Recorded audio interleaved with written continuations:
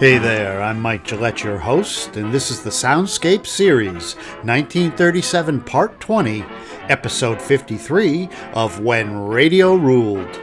This podcast is a montage of excerpts from old-time radio shows performed live and broadcast October 18 to November 7, 1937.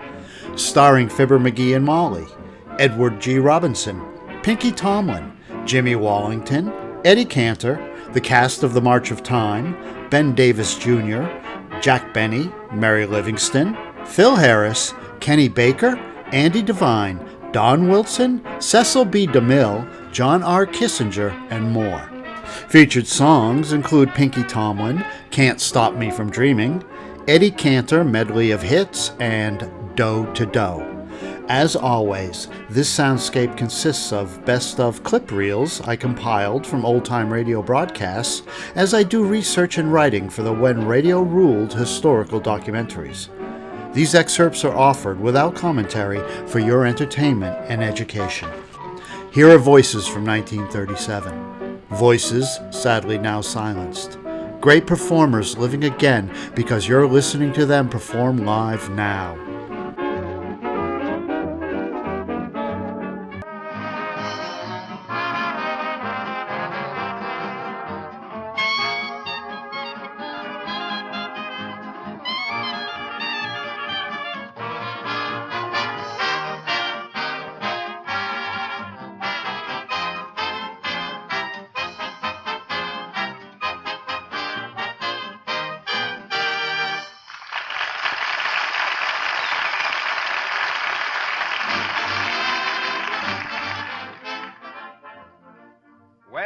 Fibber finally thinks he should have a regular job. But the only thing he can think of that won't be too much work is politics.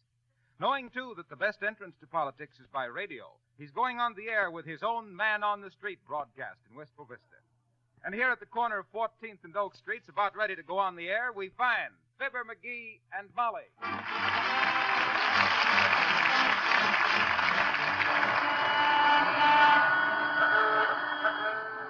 I think you should do this, McGee. Oh, why not? Well, what on earth has going on the radio got to do with you getting a job at the city? Oh, don't be silly, Molly. Roosevelt went on the air and got a job with the whole country, didn't he? Now, my idea is this. Yeah, well, it's a funny thing you just asked me about them little triplets and quartets and stuff, please. How come? Well, on account of Rosebud, her mad sister just had quadruples. What? Four children? You hear that? Friends of the Mayor Applepuss Man on the Street program? I guess we scooped the town on that. Yes, and so did the papa of them kids. He scooped town last night. Nobody seen him since. Well, what are the poor children's names, Silly? Oh, they got awful cute names, please, ma'am. Eeny, Meeny, Miny, and Charlie. Charlie?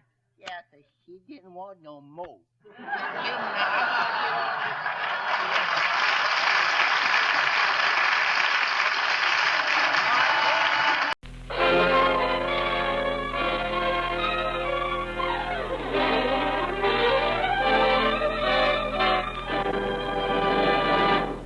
And now, it's time for Big Town.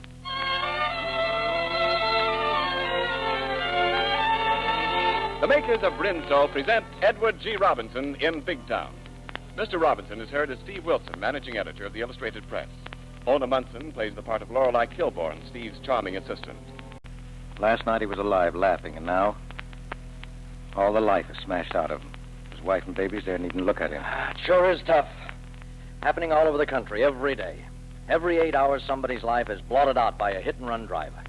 Every 27 minutes, some pedestrian is struck by a hit-and-run car. Every 16 minutes, someone dies because of reckless driving. Yes, but if that driver had only stopped and taken down to the hospital right away, he might have had a chance. Yes, but at the hospital, they'd have taken the man's name and his license number. Hit-and-run drivers don't take that chance. I can understand that accidents happen, but to leave your victim lying there, knowing that he might die. But it takes a special kind of coward to run away at a time like that. That's the lowest form of bestial stupidity a man could be guilty of. I know how you feel, Steve. Well, what are you doing about it, Captain? Well, so far, we've collected some fragments of a headlight. People of Big Town, people of America, what are you going to do about it? Continue to shut your eyes and pretend that only what happens within your own walls is your business? who realize that the street is your street, every city your city, and this country, your business, your responsibility. You can stop me from kissing you. You can stop me from cuddling too.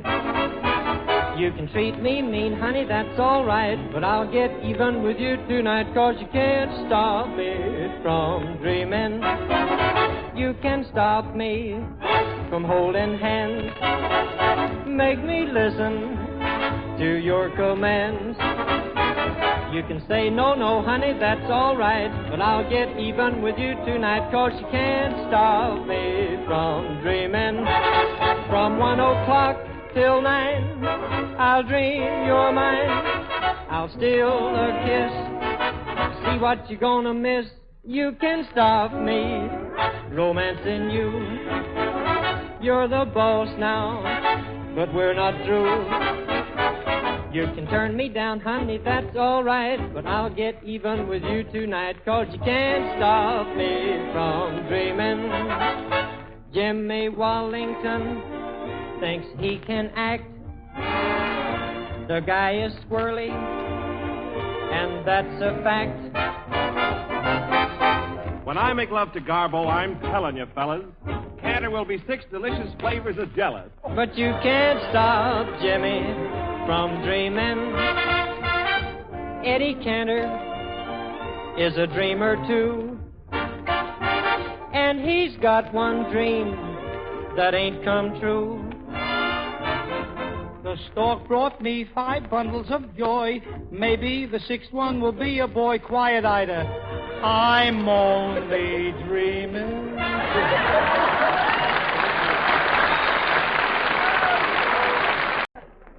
We'd like to know something about this picture company of yours, don't you see? What you intend doing and so forth? I'm going to make stars out of James Wallington and Jack Renard.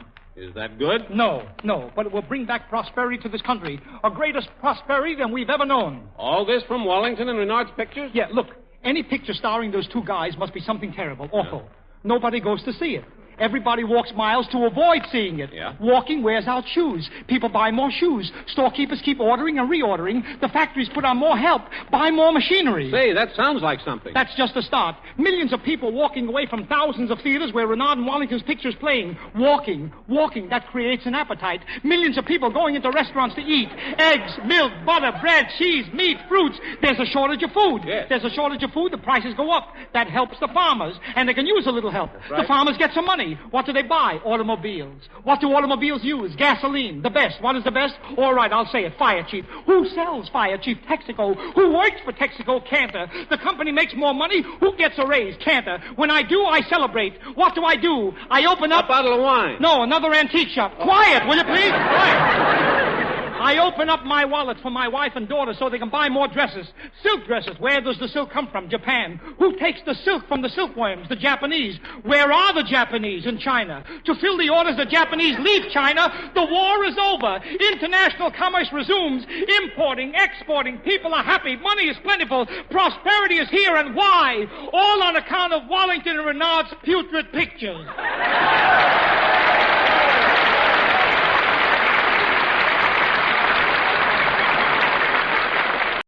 Out on the stage set of Central Park, wearing the Roosevelt top hat, the Roosevelt cutaway, Roosevelt pinch glasses, the Roosevelt smile, comes famed U.S. song and dance man George M. Cohan as the President of the United States.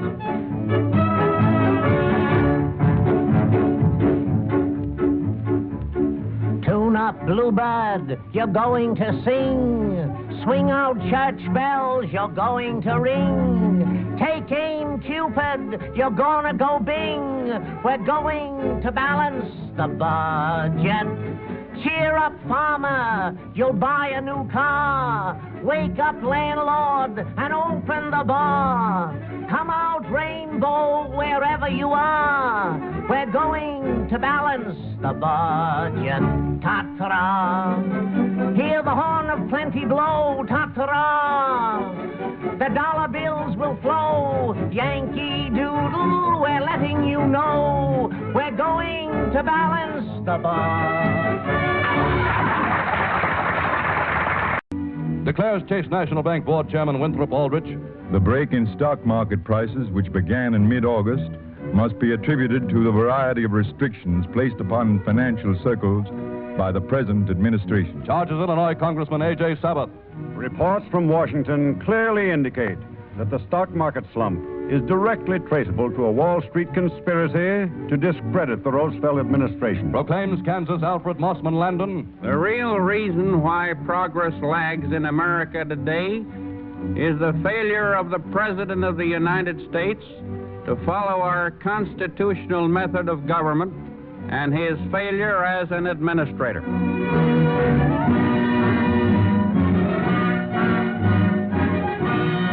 Financial, political, and theatrical focus of the week is Franklin D. Roosevelt. And although market shares recover, confounding Republican critics and New Deal defenders alike, U.S. investors have had their most hectic week in many a month.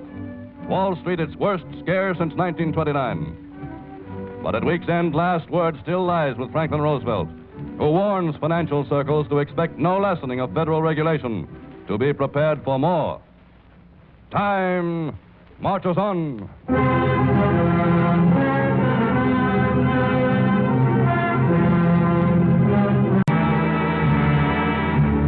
This week, for the first time since its foundation, the 27-nation Non-Intervention Committee reaches an agreement on the withdrawal of foreign volunteers from Spain.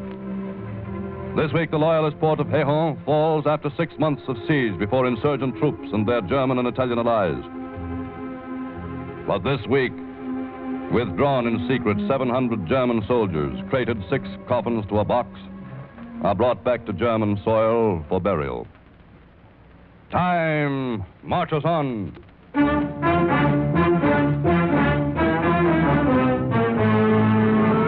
In this big 140-page issue, you will find stories from the week's news front. Most noteworthy figure encountered by President Roosevelt on his Northwestern tour, Life reveals this week, is Seattle's boss, Dave Beck. A picture study of two-fisted, beefy, gimlet-eyed Teamster Beck, unofficial ruler of Seattle, one of the potential masters of U.S. labor. In the theater, actor George M. Cohan mimics Franklin D. Roosevelt. From the new play I'd Rather Be Right, Life's photographers catch the most impudent and hilarious scenes. Science and industry. On the eve of New York City's automobile show, Life presents a photographic biography of Charles Franklin Kettering. The self-termed dumbest kid in school. The crackpot inventor who, beginning with the self-starter, has had his fingers in nearly every important practical automobile development. Today, he is trying to harness the sun's energy. What's to become of the greatest child star of them all, Shirley Temple, now that she is growing up? Life's movie of the week, Heidi, answers the question. Propaganda. Life brings together propaganda pictures from both sides of the Spanish Civil War. Pictures whose drama, whose terror, whose pathos, whose sex appeal, whose fakery are designed to enlist for one side or the other support and sympathy from U.S. citizens. These are but 5 of the 60 stories in pictures with which Life covers the world this week in its new issue. The new issue is on sale at newsstands tomorrow, and newsdealers now have another 250,000 extra copies. If you don't see Life on your favorite newsstand, we suggest you ask for it. Time marches on. 110 years after the legislature of New York State abolished slavery, the Negro people of our state are restricted to the lowest and most menial jobs. They are unfairly discriminated against in receiving relief. They are segregated and forced to pay exorbitant rents for the worst living quarters. The Negro people today are forced to risk their lives because of insufficient and inadequate facilities for hospitalization. It is no news that the Negro people face and are subjected to illegal entry and police insults in defiance of constitutional guarantees prohibiting these acts. Today, in the land of the free and with full equality supposedly guaranteed as a basic right to all in the United States Constitution, Negroes are denied equal entrance to hotels and restaurants. Negro people are forced to suffer discrimination in transportation. We note this particularly on public buses, railroad trains, and steamships. The Negro people are shut out and discouraged from participation in many of the cultural and social institutions. Unfettered discrimination and segregation prevents the Negro from being permitted the fullest and freest choice of his friends. In our public schools today, there is virtual Jim Crowism of Negro high school students through discriminatory zoning. Negro children suffer even more than white children from being forced to attend dilapidated school buildings, overcrowded classrooms, inadequate school supplies, and overworked teachers. And now for our play, folks. Wife, doctor, and nurse. The opening scene is the office of Dr. Benny, where we find his staff, his nurse, and some assorted patients. Curtain. Music.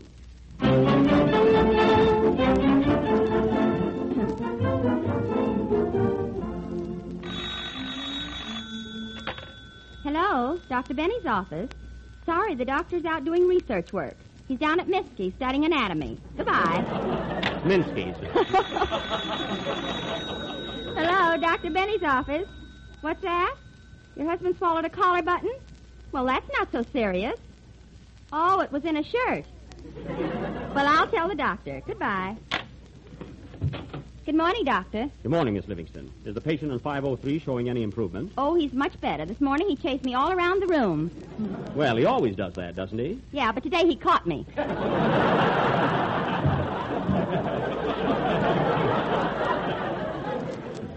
Well, we'll have to discharge him. Say, Doctor, are we operating on Mr. Wilson today? Yes, Doctor, yes. But first we must take another X-ray. What does this chart read, Miss Livingstone? Here it is. He has a marked febrile reaction and a high leukocytosis. Mm-hmm. But the polynucleus cells and the lymphocytes show no toxic changes. Oh, that's terrible. Terrible. No, Doctor, that's good. Oh, is it? Well, that's fine. Only 2 guesses, and I got the wrong one. What about Mrs. Smith and 218? Well, Doctor, her scoliosis is impaired, but her opsonic index is below par. What do you think of that? Nothing. You're not going to catch me again. I'll be in my office for the next hour. Call me when we're ready for Mr. Wilson. I'll do that, Doctor. Oh, Dr. Benny. Yes, Dr. Baker. I wish you'd give me something. I got an awful stomach ache. Well, you're a doctor. Why don't you treat yourself? Not me. I charge too much.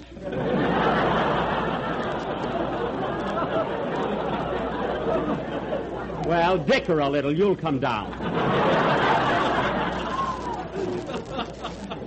I'll be in my office, Miss Livingstone. Miss Livingstone. Miss Livingstone. What's the meaning of this? What? Who put pants on that skeleton? I did. Doesn't he look cute? Cute. Who ever heard of a skeleton with pants? I saw it in Esquire. Well, take them off. Yes, sir. Oh, Doctor, I forgot to tell you, your wife is in the reception room. My wife? Show her right in. I can't. That's the part Loretta Young was supposed to play. Well, get somebody else to play it. We've got to go on. Get anybody. Oh, all right. It's a fine how do you do. This way, Mrs. Benny. Oh, hello, dear. Hello, darling.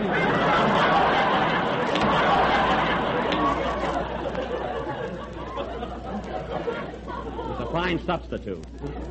I'm so glad you dropped in, dear. Have you been shopping? Yes, I bought the cutest pink rompers for Junior with little blue pockets. Oh, for Junior. I can hardly wait till he puts them on. If I'm Junior, I'll scream. Get out of here. Well, darling, run along now. I'm very busy. I'll be home early. Oh, you say that every night, and I keep waiting and waiting. But this time I mean it. What are we having for dinner, honey? Oh, chicken pot pie, and I made it with my own little hand. Oh, goody. I'll bet it's lousy. Now, run along, dear. I'm very busy. But first I gotta have some money. I want to buy some lingeroo. Lingeroo? Well, all right, underwear. All right, here's $25. Now go. Oh, wait a minute. Why don't you introduce me to your friend? What friend? That's a skeleton. Skeleton? Yeah. Well, it was his own fault for coming to you.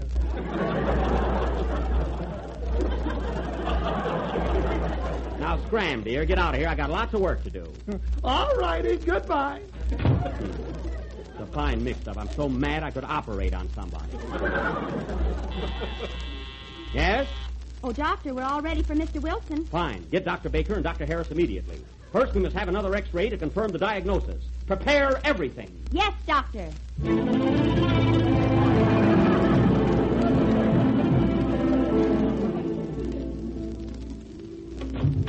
Well, here we are. Everything set? Yes, Doctor. We're all ready, Doctor. Well, Mr. Wilson, are you nervous? No, Doctor, not a bit.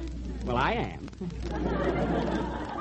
Have you had any new symptoms? No, Doctor. I still keep saying strawberry, raspberry, cherry, orange, lemon, and lime. And you still see those big red letters on the box? Oh, all the time.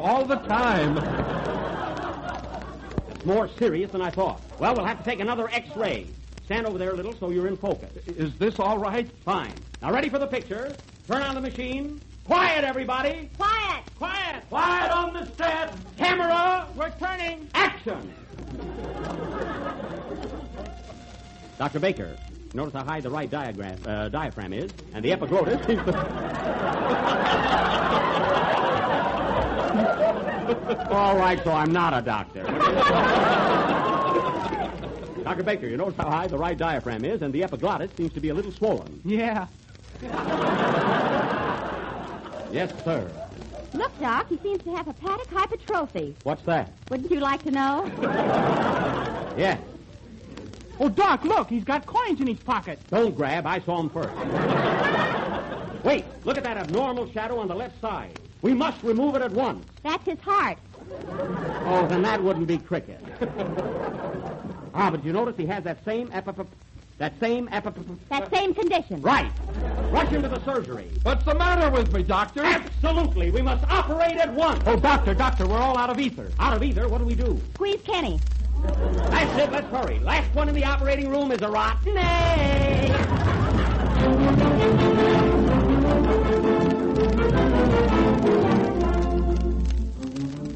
Well, Doctor, how's Mr. Wilson getting along? Fine. Was the operation a success? It certainly was. Liberty Magazine gave it 4 stars. Darn it. What are you mad about? That's 2 more than they gave my picture. Well, I must dash home now. See you in the morning, Miss Livingstone. Good night. Oh, wait a minute, Doctor. Before you go, there's a patient been waiting all day to see you. Very well. Send him in. Step right in the office, sir. Thank you, my little white pigeon. Hello, Doctor. Hello, Schleppo. My, you got a fancy office with snappy furniture. I'll bet you're charging $20. No. My fees are reasonable. $5 for an office visit and $15 if I come to your house. If you catch me home, I deserve it.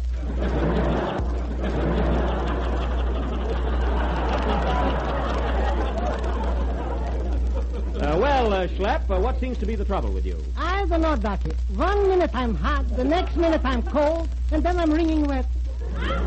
Well, those are alarming symptoms. When did you first notice them? This morning, when I took a shower. Well, that's simple. Just give up bathing. You're perfectly all right. No, Doc. I don't feel so good. I think you should give me some medicine. But you don't need medicine. You're perfectly normal. But I feel sick in the vertebrae. But you're not sick, Schlepp. You're the picture of health. I'm dying, and he's talking pictures. Now, Schlepp, believe me, there's nothing wrong with you. Why don't you be more of a salesman? But look, Schlepp, I can't do it. I got prestige. I've got ethics. Who cares what you got? I'm the patient. But I don't want to take your money if there's nothing the matter with you. Nothing the matter with me, Miss Talking. I got headaches, I got chills, I got pains in my back, I got rheumatism on my arms, and not only that, my feet hurt. Oh, come, Schlepp. Why, that's impossible. Impossible? Why? Because you can't have everything. Be satisfied with the little you may have. I must have everything. The way I suffer and the troubles that I have. Live, Schlepp, your cares will be forgotten. But I feel rotten. Bring me down a Dixie. Say hello to Trixie. Poor man, beggar or king, you can't have everything. And thus, ladies and gentlemen, ends another one of our highly dramatic offerings. Wife, doctor, and nurse. Did you like it?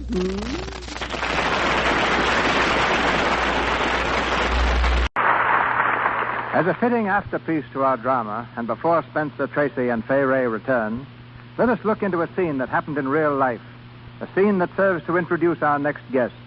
The year is 1900. The place, the town of Quemados in Cuba, infested with a deadly plague that's killed more American soldiers than fell in the Spanish-American War. 2 men stand in a room facing Dr. Walter Reed. They are Private John R. Kissinger of Ohio and John J. Moran, a civilian clerk, who've come to answer Dr. Reed's call for volunteers. Reed has told them of the horrors they'll face, that their chance of coming out alive is 1 in 5. He's also told them their only reward would amount to about $300. Private Kissinger answers him. The one condition, sir, on which we volunteer is that we get no compensation for it. Dr. Reed looks at them in silence. Slowly, his hand goes to his cap. He has only 4 words to say. Gentlemen, I salute you. This was the scene that marked the real beginning of Dr. Reed's work in showing how the dread plague of fever can be banished from humanity. Tonight, the unsung hero who helped make that possible is with us. I'm proud to present the former private, John R. Kissinger.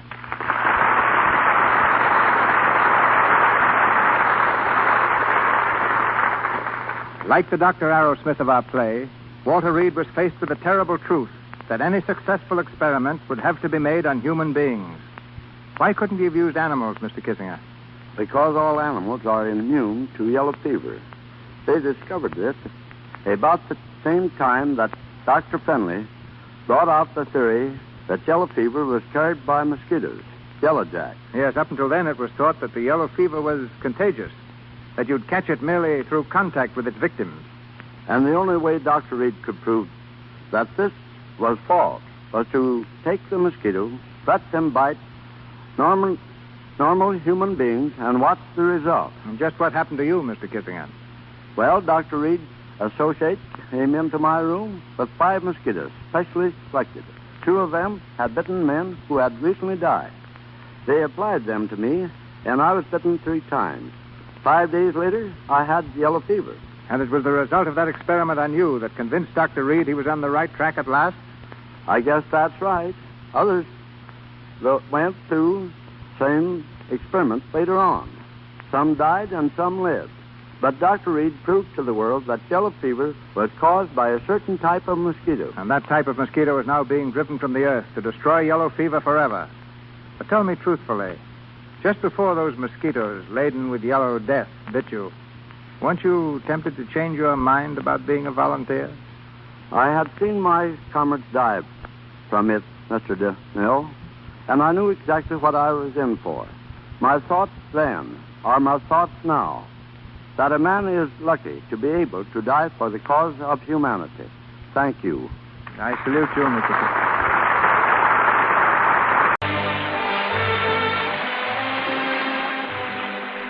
Say, Eddie, do you know that when the past generation was dancing to the Merry Widow Waltz, the Texaco was bringing motoring pleasure to the American public?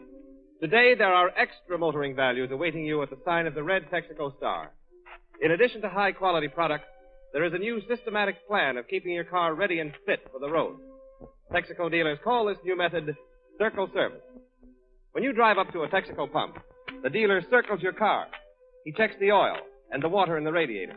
He cleans the windshield and rear window, stoplight and headlight lenses, and inspects the condition of your tires for safe driving. That's Circle Service.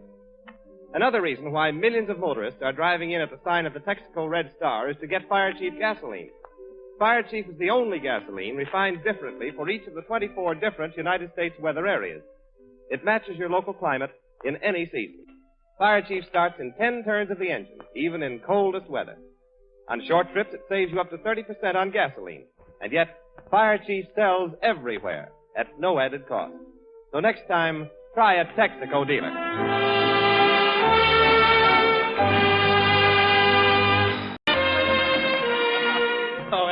Eddie, you made up your mind to marry Ida, and her father made up his mind that he'd never have an actor in the family. That's right. And you both got your wish. Yep, quiet, Jimmy. Next came Coney Island. I was a singing waiter. What's that? I served drinks to the customers and sang. The more I sang, the more they drank.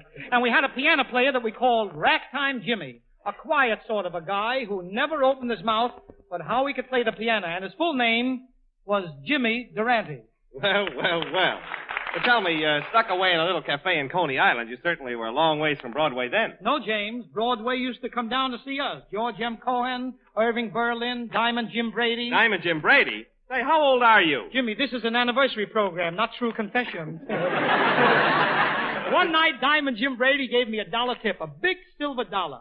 I was so happy I gave it to a little baby girl who was parked in a go-kart outside our place. Yes, I know. She told me. Wait a minute. The baby girl told you? Why, yes, because that little baby girl grew up to be Sophie Tucker. Oh, get away. Go away. I'm not that old. Go away. Oh, Eddie, in the good old days, the goal of every actor was Broadway. Tell me, how did you hit the big street? Jimmy, I knocked around in vaudeville for quite a few years. And my agent, Max Hart, sent me up to see the outstanding theatrical figure of our generation, the glorifier of the American girl, the great Ziegfeld. And were you scared? Scared? No. I was just petrified. That's all. Just petrified. But I knew this was my one chance. My one chance. I knew I had to be a high-pressure salesman. I took a deep breath and knocked on the door. Come in. Hello. I'm Eddie Cantor. What did you say your name was? Oh, it makes no difference, Mr. Ziegfeld. It's the talent that counts. I came to put new life into your show, The Midnight Frolics. New life? Why, in my show I have W.C. Fields, Fanny Bryce, Burt Williams. If you ever get in, that's opposition. Listen, when they get to know I'm a regular fellow besides my terrific talent, then they'll learn to like me and they won't mind the opposition. Well, you certainly have enough nerve. By the way, what do you do? Mr. Ziegfeld, do I ask what you do? What? Why, I produce the frolics. I produce the follies. Till you hire me, you ain't started yet. Well, young man, don't you think you're a little conceited? Conceited? Say, as it happens, I'm a little bit bashful because I'm frightened. But once this fright wears off, you'll hear some stuff. Mm-hmm. Well, look here, my boy. I've got plenty of big stars. They get a lot of money. I'm not worried about money. What's money? With me, everything is art. What are you going to pay me? Well, we'll arrange that after I've watched you rehearse tomorrow. If you look good, you go on Thursday night. Gee, thanks, Mr. Ziegfeld. I appreciate it. I'll run along now. All right. Goodbye, young man. Oh, what is it, son? I was just wondering, could you let me have a little money in advance? Well, I don't know. You see, it's rather unusual. Look, all I want is a nickel to get back to the Bronx. I walked all the way down. Oh, here. You better take $5. $5? Yes. A fellow with your ideas is liable to wind up taking a taxi cab. Yep.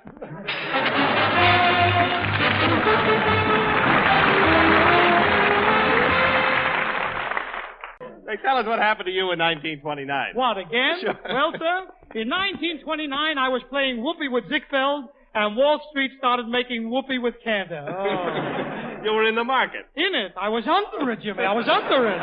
Say, all the stocks went down, didn't they? Jimmy, the only thing that stood up was my hair. Talk about panic. People were doing away with themselves. One night I walked into the Biltmore Hotel and asked for a room on the 19th floor, and the clerk said, for sleeping or jumping? Was it that bad? Bad? Why, two fellas jumped off a bridge together because they had a joint account. Oh, Eddie, that's really funny. That ought to be in a book. It is. The book is called Caught Short. I wrote it right in the middle of the crash, right after I lost everything. Oh, no, you didn't lose everything. They didn't take away your sense of humor. They couldn't. That's the only thing I didn't have on margin. Say, Eddie, yeah. May I suggest a grand finish for this program? What? A cavalcade of some of the songs you introduced and popularized in the past quarter of a century. Okay.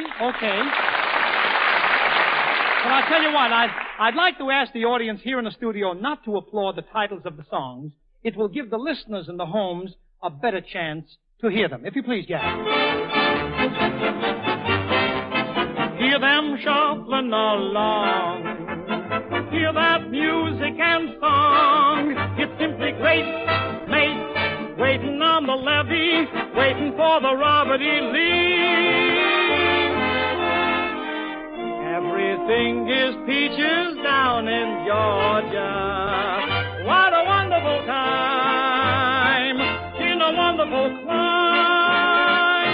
My little Margie, I'm always thinking of you, Margie. I'll tell the world she's got a dog and cat, a great big picture hat. That's the kind of a baby for me.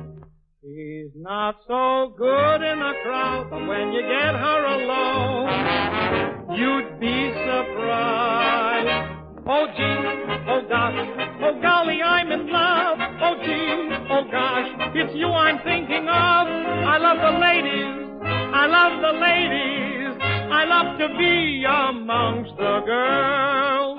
If you knew Susie like I know Susie, oh, what a girl.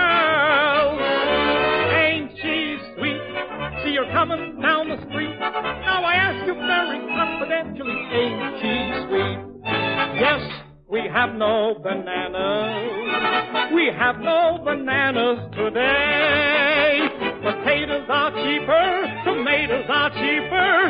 Now's the time to fall in love.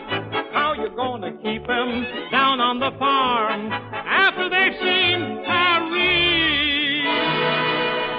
You better watch out, you better not cry, better not pout, I'm telling you why. Santa Claus is coming to town.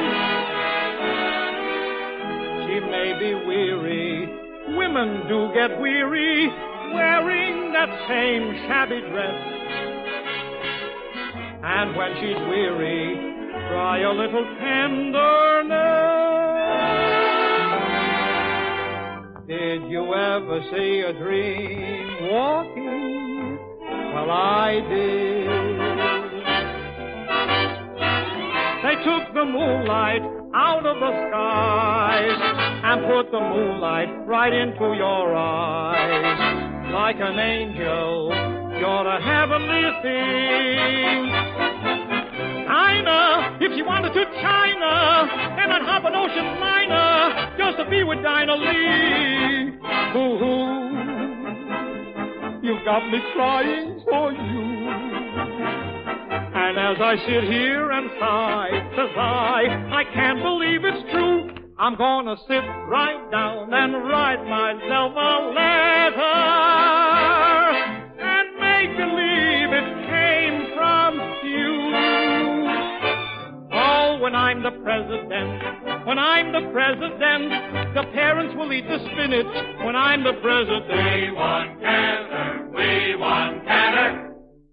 And when I play my final show, I want you folks out there to know my only treasure has been the pleasure of making whoopee.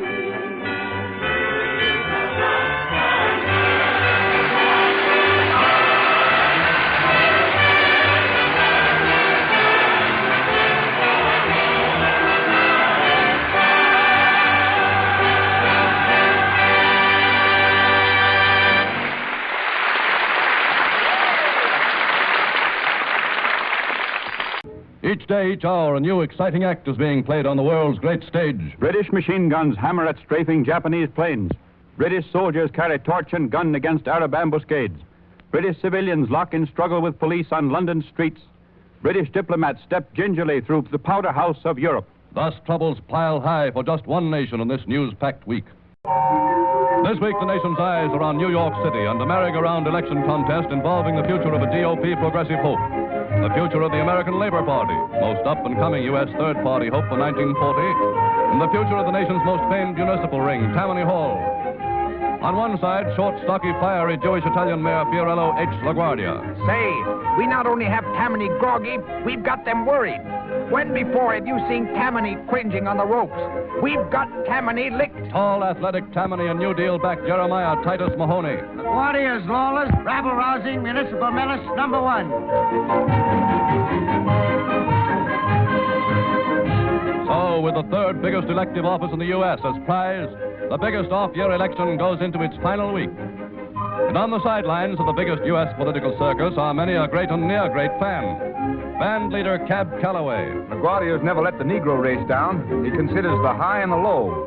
Or I might say the high and the low. LaGuardia running mate, District Attorney candidate racket-smashing Thomas Dewey.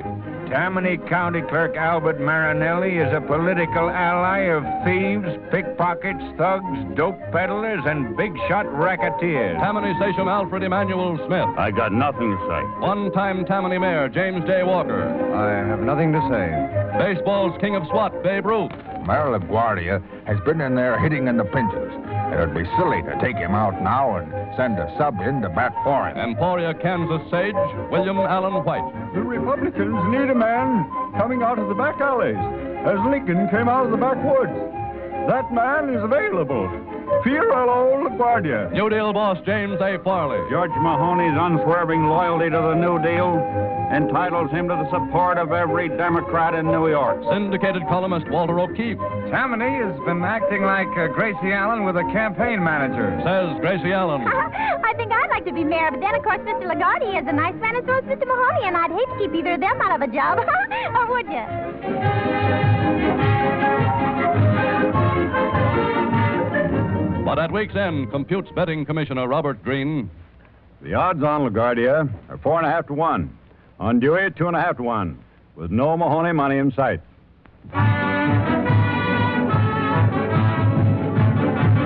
1937 marches on.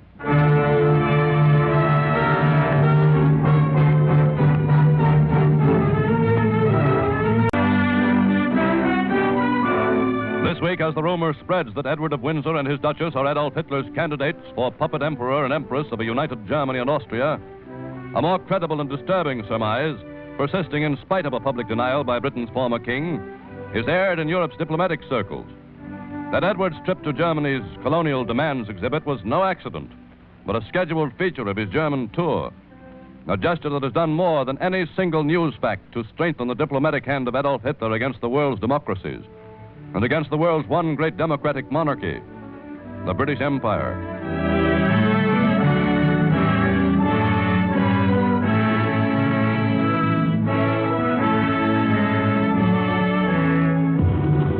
But not so traditional this week as the stormy session of that same Parliament. On the floor is Prime Minister Neville Chamberlain. Gentlemen, whether we like it or not, we must cooperate with Italy. What about the Italian piracy in the Mediterranean? Does the Right Honourable Prime Minister deny that British ships are still being torpedoed by Italian submarines?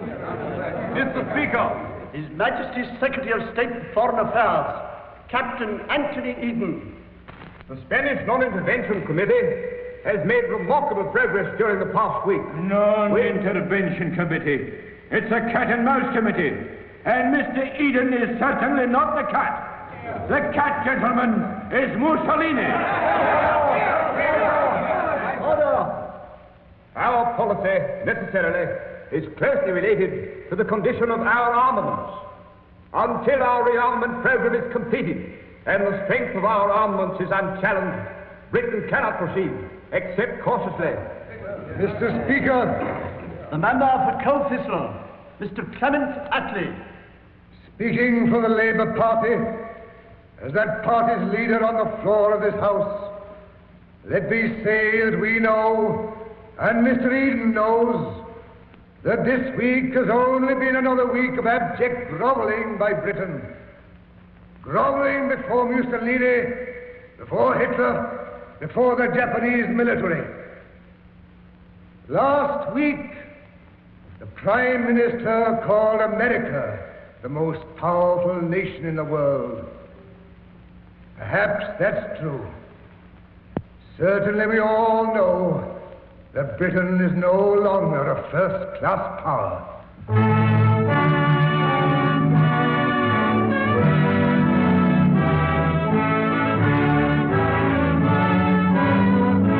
If you are stirred by the devastation of teeming Shanghai, interested in the strategic retreat of China's battered army, in the impending economic crisis in Japan, read Time tomorrow.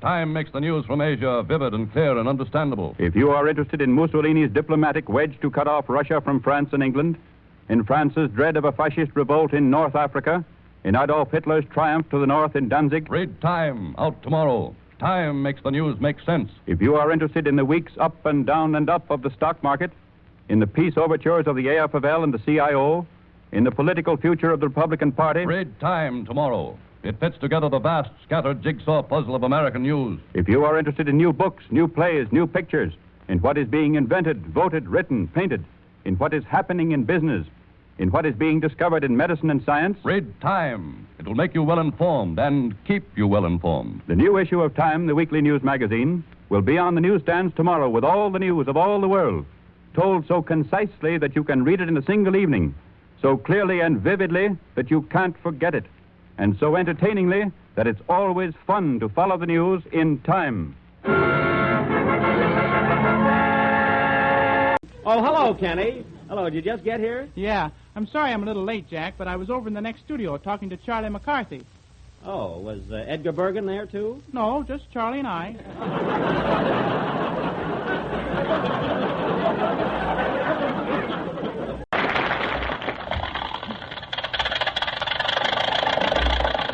Hey, gee, we ought to be there pretty soon. Oh, boy, what a car. I'll say, why don't you put it in second, Jack? Okay, hey, Don, help me shift this gear, will you? Righto. That's better. Say, Kenny, what's that you got under your arm? I don't know. That's a fender, and put it back. Oh, Jack, look, there's the place. Yeah, here we are, fellas. There's Andy standing out in front with a lantern. Right up this driveway, fellas! Okay, hold on tight, boys. We're going to stop. Come on, get out, everybody.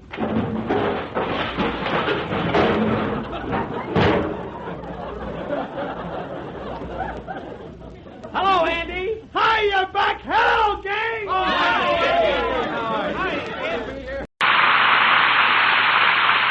One of the greatest producers the American stage has ever known, William A. Brady, would be a most welcome guest on any program of the Lux Radio Theater.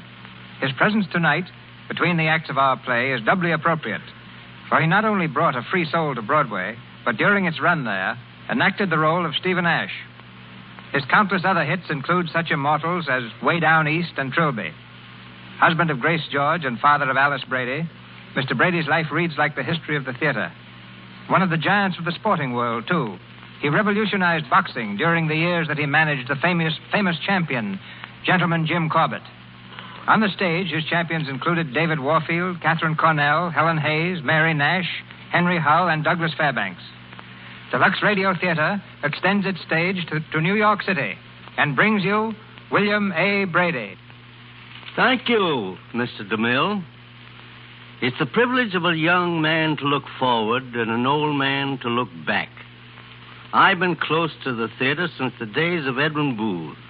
I've seen motion pictures grow from nothing at all into an international pastime, and radio from a howling, static-filled discord to its statue of perfection exemplified by the Lux Radio Theater, the sponsors of which, by the way, deserve tremendous credit for the part that they have taken in the present rejuvenation of the American theater. In my youth, variety was the spice of life. For example, some 30 years ago, I managed a heavyweight championship fight on one night and presented Robert B. Mantell in his first performance of King Lear on the following night. People often ask me, what was my proudest moment? Well, it was at the time that I made Helen Hayes a star, or discovered Douglas Fairbanks, or the night when Corbett knocked out the mighty John L. Sullivan. It could be any of these, but down in my heart I still feel the thrill, never since duplicated, that came to me as a skinny, ragged little boy. It was the night that I sat in the old Booth Theater on 23rd Street, and when, from my seat in the last row of the top gallery, I heaved a marble during the sleep-walking scene of Macbeth and scored a direct hit on the bass drum miles below me in the orchestra pit. Now, that's one way of making a hit in the theater. Most of my life since then has been working for hits from behind the footlights. There is one honor there that I share with Lux Flakes, for they've played a star role backstage in many a Broadway hit. As a producer, I know they are the tops in wardrobe department. Today, it's the Hollywood costume to take athletes and turn them into actors. Well, it's nothing new, my friends, nothing new. It started long, long ago in the golden days of boxing when Jim Corbett would play Armand in Camille and John L. Sullivan would stand them up in honest hearts and willing hands. Many youngsters claim that there are few fields not overcrowded today. But let a young fella bust loose. Let him find a spot that's not so crowded. Let him take a chance, and luck or stubbornness will see him through. After all, it looks very much like the same old world to me. My congratulations to you, Mr. Demille, to Miss Rogers, to Mr. Winninger, and to Mr. Amici for giving a play very dear to my heart. My congratulations to Lux Flakes and to all the people who buy Lux and so make such a superb presentation possible. Thank you. Well, how do you account for this being the most lavish season in woman's dress for 20 years? Is it an indication of good times? Well, on the contrary, a lavishness in dress, a willingness to indulge in unusual ideas, are always apparent when the world seems on the edge of something momentous. How accurate this barometer is, I can't say, but whenever international affairs are unsettled, extravagance in fashions will blossom forth amazingly. There's another reason, too, which I hope is truer. It's the fact that today the old law of what they're wearing no longer exists. Most women are at last dressing according to what happens to become them best as individuals. Well, from all I hear, Adrian, Miss Garbo's new picture is going to be one of Hollywood's greatest. What can you tell us about it? Well, if for no other reason, Conquest is a great picture because while it's a story of Napoleon, played by Charles Boyer, never in the entire picture does Napoleon put his hand inside of his coat. The reason is quite unromantic. We found that Napoleon suffered from dyspepsia, and the only time he struck that so-called characteristic pose was when he had a stomachache. This has been a very happy year for me, and I only hope it has been equally happy for all of our listeners. Next Monday night, the Lux Radio Theater presents one of the most popular figures of motion pictures and radio, making his first appearance before our microphone, Bing Crosby. Sharing our spotlight with the nonchalant Mr. Crosby is that lovely and delightful comedienne, Miss Joan Blundell. We've been fortunate in securing for their vehicle a brisk and sparkling collegiate comedy that was heartily cheered on both stage and screen. She Loves Me Not. Hello there, Mr. McGee. Hello, Mrs. McGee. Hello, Mr. Kramer. Well, what can we do for you? Nothing, but I can do something for you, Kramer. What? It's about that window display of yours, Kramer. Well, what's the matter with it? Wrong psychology. It don't tell a story. It don't create no buying urge, Kramer. Well, I was going to have it changed, but my window trimmer didn't show up. Charges me $40, too, to trim that window. $40? $40? You mean you pay a guy... Why, that's ridiculous, Bud. I only used to get $30 when I was chief window trimmer for Bodiger, Bediger, Bittiger, Bootiger, and Shapiro in New York. Oh, are you a window trimmer? Am I a window trimmer? You hear that, Molly? Am I a window trimmer? Well, are you? Why, say, Bud, I trimmed windows on Fifth Avenue and Broadway for years. Trimmer McGee, I was known as in them days. Oh, my. Trimmer McGee, the temperamental Titanic tornado attacking tissue with a terrific technique for taking a twisted tapestry and teasing it into a tender tableau in tune with the tempo of the times, tastefully transposing two-bit trash into tempting treasures, trickily titillating townspeople from 10th Avenue to Tarrytown.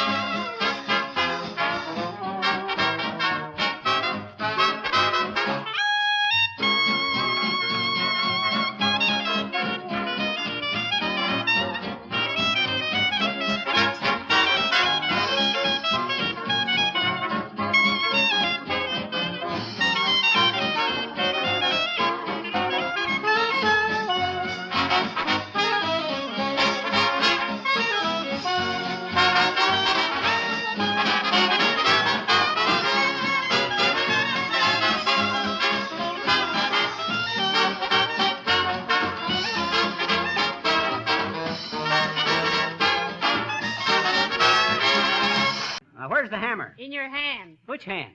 Oh, yes. This is going to be a real harvest window. Incidentally, McGee, the Johnson Wax people have made you a nice harvest. Why don't you put some of their products in the window? Well, I kind of hate to infringe on Harpo's department. You know, Harpo's Southern, and he's sensitive. You know, the South Carolina type. Oh, is he from South Carolina? I thought he was a Chicagoan. Well, he is kind of Illinoisy at times. No, I'm a Kansan, folks. On account of the cans and cans of Johnson products sold year after year. Housewives know it's the finest... Harpo! Shush. All right. Was you coming into the drugstore for something? As a matter of fact, I'm just coming to get some shooting syrup for my baby Anastasia. You mean soothing syrup, Mr. DePopulis, not shooting syrup. Oh, sure, Cupie. I will try anything sometime if it works once. As I was saying to Mrs. DePopulis last night, I'm saying, listen, Snooky, I'm saying... Snooky?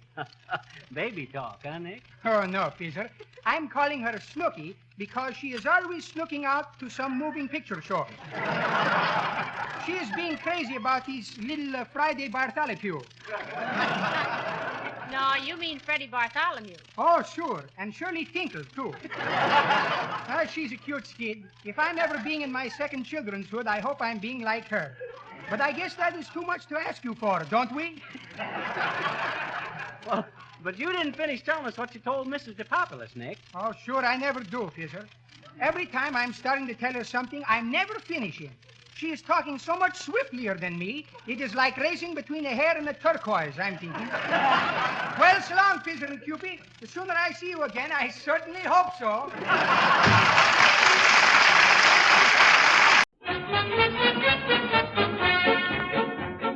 Oh, Susanna, just off that old piano, my hands are reaching for those keys. Our troubles will go winging the moment we start singing all our favorite melodies. Let's get the gang around that used to hang around, and when the neighbors hear us singing Sally, they'll forget about Rudy Valley. Oh, Susanna, I let you sing soprano just off that old piano tonight. Do, re, mi, fa, sol, la, ti, do, that's the scale everybody ought to know how to play from do to do. There is nothing finer than a minor strain. It's the kind of melody gets a lot of sympathy. A chord in C is beautiful. I heard somebody say it. A chord in G is wonderful, according to the way you play it. Oh, Susanna, just off that old piano, my hands are reaching for those keys. It seems like many, many ages since we last turned those pages of our favorite melody. Oh, look, your father's here, and here's your mother, dear. It's time we had the parlor freshly painted. Time for us to get reacquainted. Oh, Susanna, take off that old bandana, dust off the old piano tonight.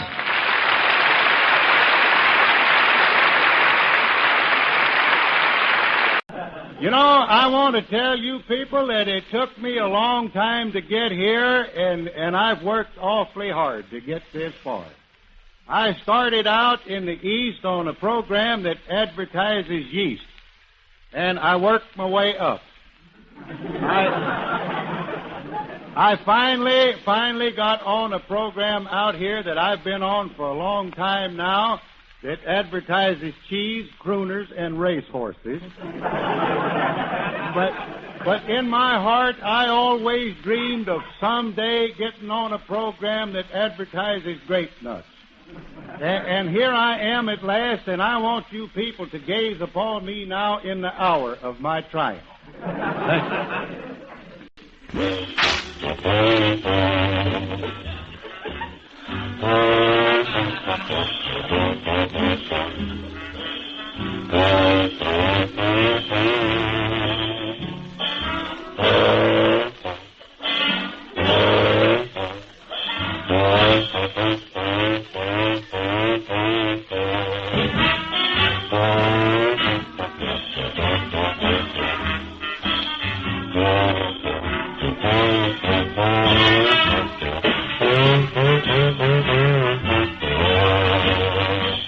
I wasn't feeling so hot for a couple of weeks, so I drove down to Palm Springs for a rest.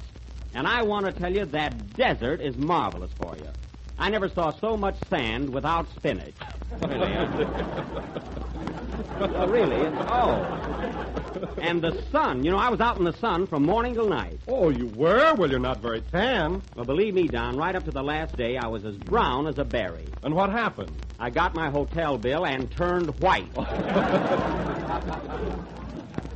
Ask Mary. She drove down with me. I sure did. Yeah. Was the hotel really that expensive, Mary? Yes, but Jack got his money back in towels alone. Oh, what's that? Everybody takes a towel or two. A towel or two? Yeah. The back of your car looked like a linen closet. Now, don't believe her, Don. Hey, Jack, don't tell me you drove down in that old Maxwell of yours. Yes, we did, Phil, and we had no trouble at all. How long did it take you? Oh, we made pretty good time. Believe me, we stepped right along. Mary, tell them how we whizzed by that big Rolls Royce. You mean the one that was out of gas? Well, we would have passed it anyway. But to tell you the truth, fellas, the only real trouble we had was with hitchhikers. Bothering and thumbing at us all the time, Well, that must have been annoying. Oh, it was. Tell them where they had their thumbs, Jack.